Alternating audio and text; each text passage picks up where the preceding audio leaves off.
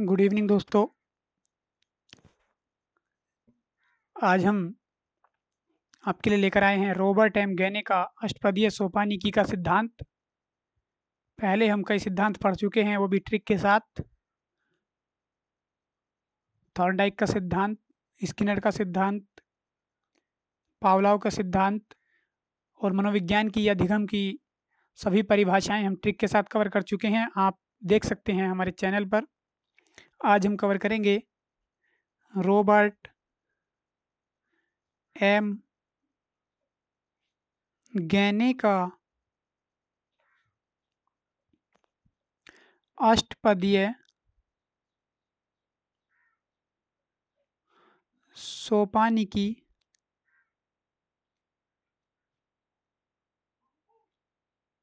सोपानिकी का सिद्धांत।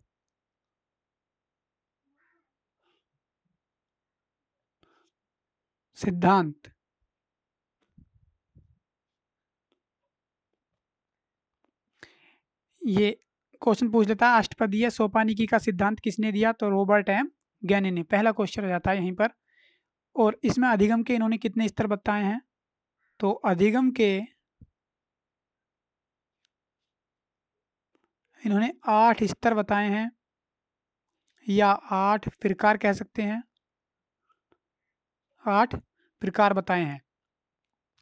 अब हम देखेंगे कि इन्होंने 8 प्रकार अधिगम के कौन कौन से बताए हैं।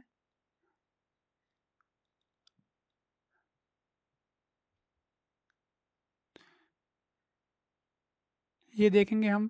ये एग्जाम में पूछ लेता है कभी कभी। अच्छा सिद्धांत रहा है इनका। इन्होंने कई सिद्धांतों को मिलाकर अपना एक सिद्धांत दिया है, यानी कई सिद्धांतों का इनका ये सिद्धांत रिजल्ट है। तो हम देखेंगे, ये नंबर 1 है, 2, 3, 4, 5, 6, 7, 8। ये अधिगम के स्तर हैं। और ये सबसे पहला स्तर आता है संकेत अधिगम स्तर। संकेत अधिगम स्तर। दूसरा आता है उद्दीपक अनुक्रिया या अनुक्रिया उद्दीपक। अनुक्रिया उद्दीपक स्तर। तीसरा आता है श्रृंखला अधिगम स्तर।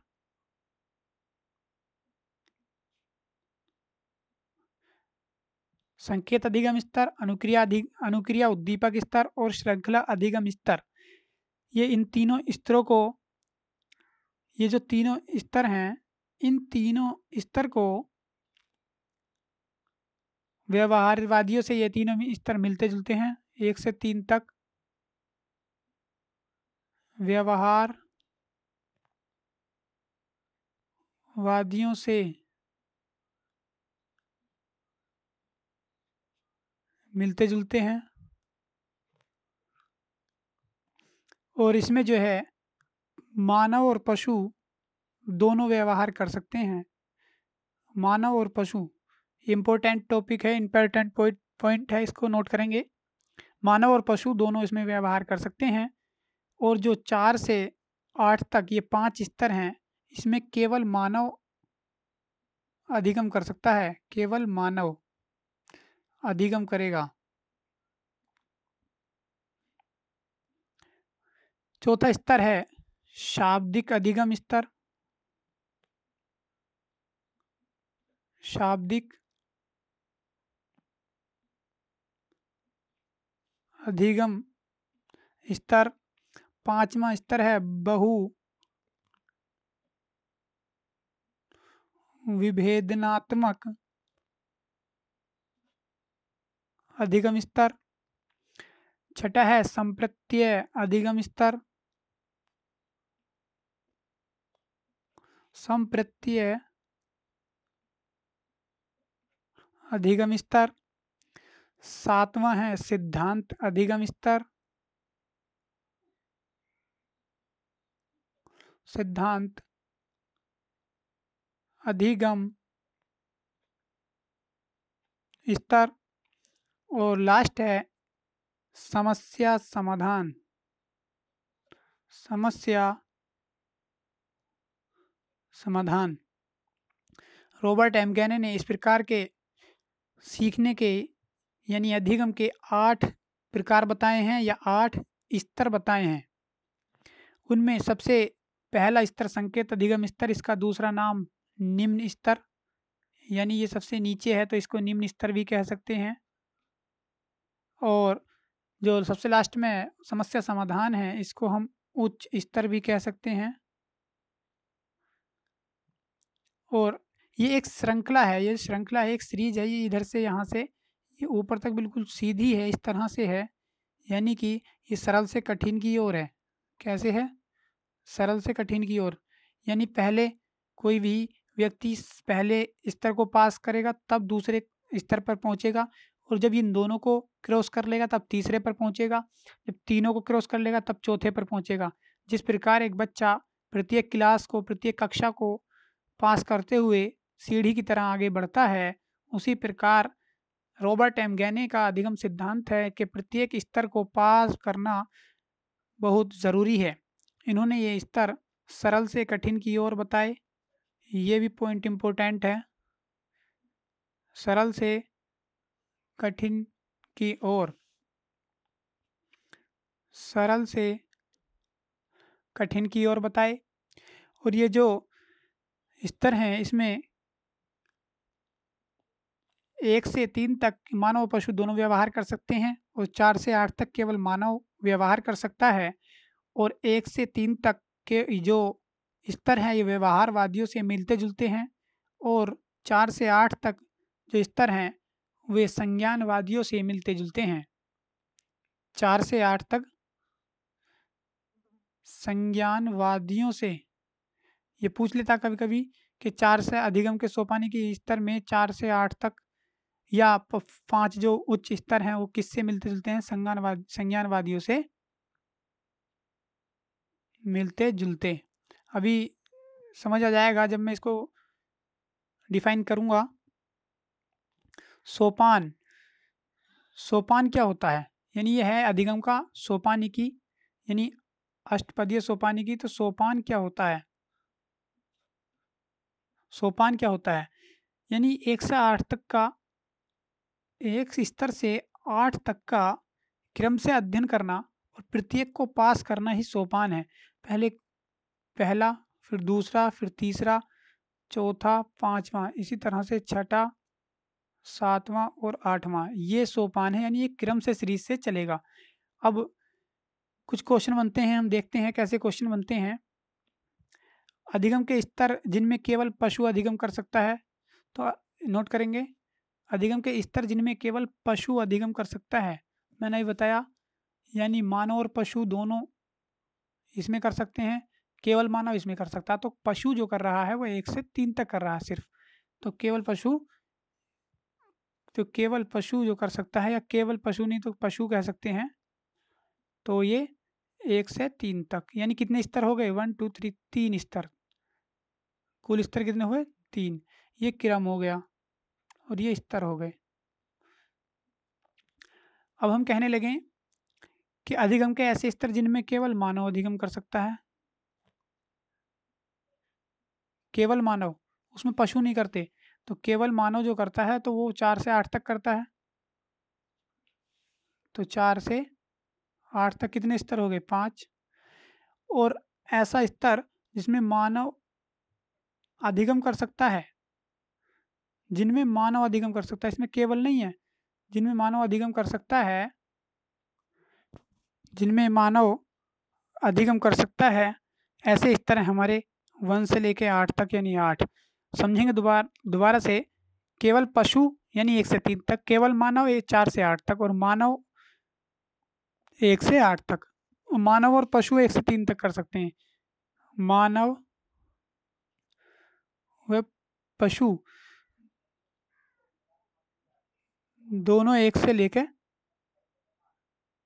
3 तक, मानव और पशु 1 से 3 तक, केवल मानव 4 से 8 तक, और मानव 1 से 8 तक, ये स्तर आप समझ गए होंगे कि इस तरह कहाँ चल रहे हैं, समझ सकते हैं। ये अंतर मैंने आपको बता दिया है, बार बार क्वेश्चन घुमा के पूछता है, आप क्लियर डाउट रखेंगे। नंबर 1 था हमारा संकेत अधिगम स्तर। संकेत अधिगम स्तर, संकेत अधिगम स्तर में क्या है, ये अधिगम का आधार इसमें संकेत होता है। अधिगम का आधार इसमें संकेत होता है, और ये पावलोव के शास्त्रीय या परंपरागत सिद्धांत पर आधारित है, जो अनुबंधन का सिद्धांत था। पावलोव के शास्त्रीय या परंपरागत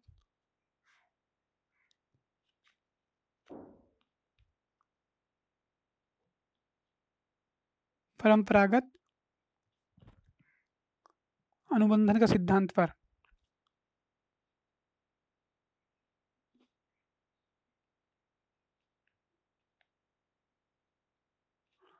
अनुबंधन के सिद्धांत पर यह आधारित है। पूछ लेता कि सबसे निम्न स्तर कौन सा है, संकेत अधिगम स्तर। अधिगम का आधार क्या है इसमें, संकेत। यह किसके आधार पर आधारित है, किसके सिद्धांत पर आधारित है, पावलोव के शास्त्रीय परंपरागत अनुबंधन के सिद्धांत पर। क्योंकि संकेत था, पावलोव के ने कुत्ते पर प्रयोग किया था और उसमें संकेत था घंटी का, तो आप समझ गए होंगे, मैंने पहले वो पढ़ा दिया है। संकेत क्या है, ये यांत्रिक या आदतों से जुड़ा होता है, यांत्रिक या तो यंत्रों से जुड़ा होता है या आदतों से जुड़ा होता है ये संकेत, इसका भी ध्यान रखेंगे। अब आप समझ सकते हैं यंत्रों से कैसे, जैसे एग्जांपल हम ले सकते हैं कि पशु को डंडे से डराते हैं हम, पशु को डंडे से डराना। दूसरा हम ले सकते हैं जैसे चपरासी को घंटी बजाकर बुलाते हैं, तो ये संकेत है, चपरासी को घंटी बजाकर बुलाना, ये संकेत होता है।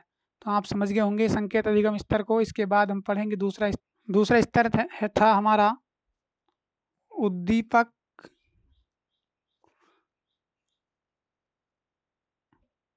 अनुक्रिया स्तर। इसमें क्या था, ये थॉर्नडाइक का सिद्धांत था, उद्दीपक अनुक्रिया का सिद्धांत, तो उसी थॉर्नडाइक के सिद्धांत पर यह आधारित है।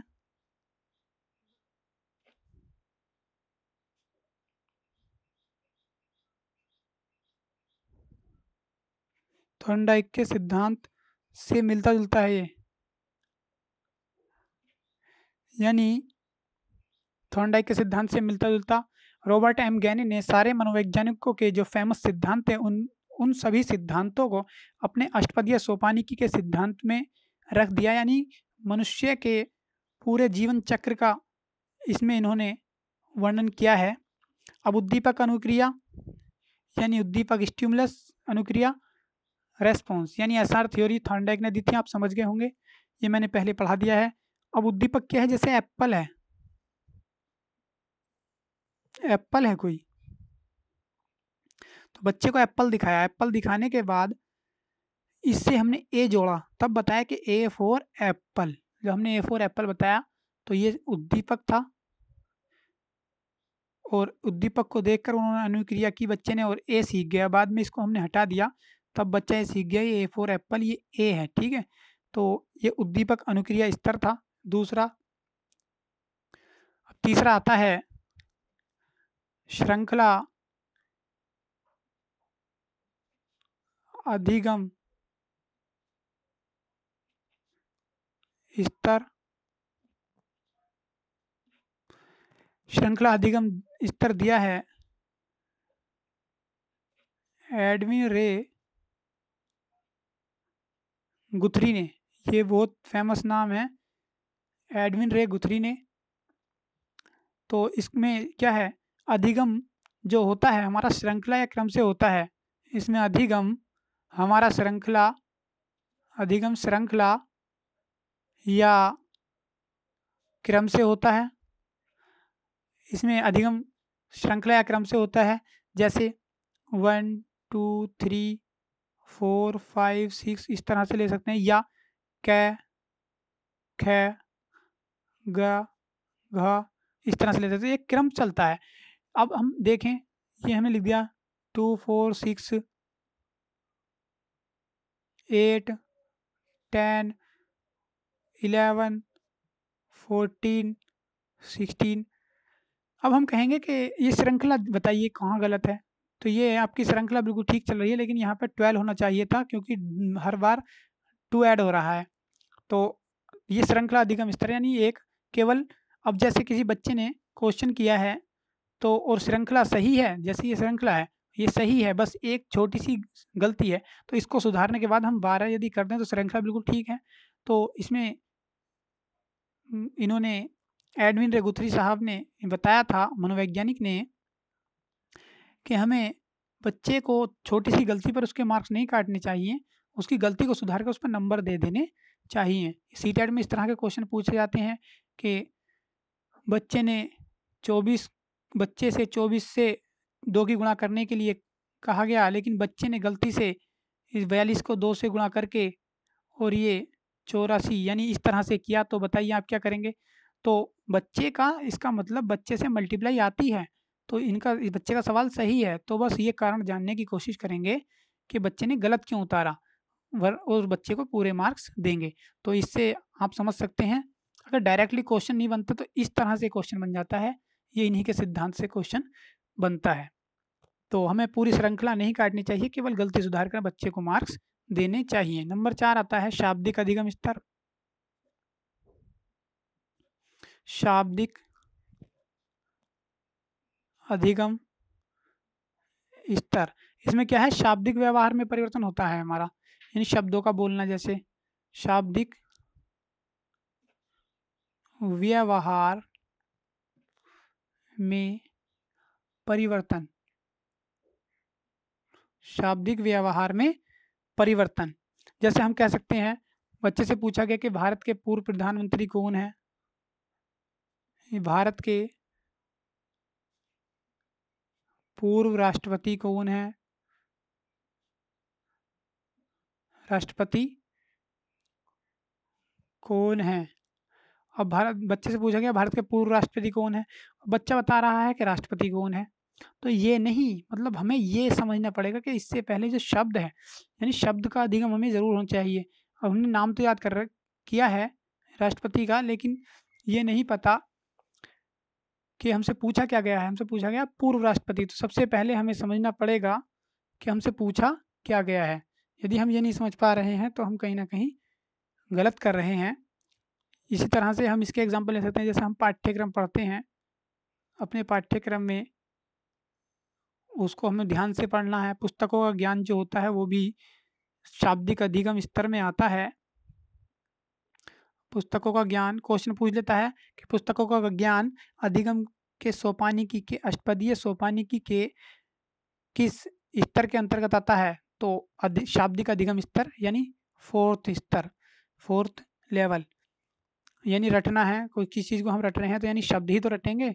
कोई चीज़ स्मरण यानी याद करना, स्मरण होता है याद करना, तो ये भी क्या है, शाब्दिक अधिगम स्तर। 5वां स्तर आता है बहु विभेदनात्मक अधिगम स्तर।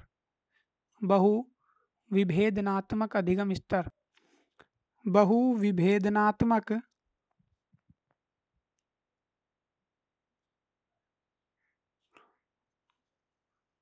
अधिगम स्तर।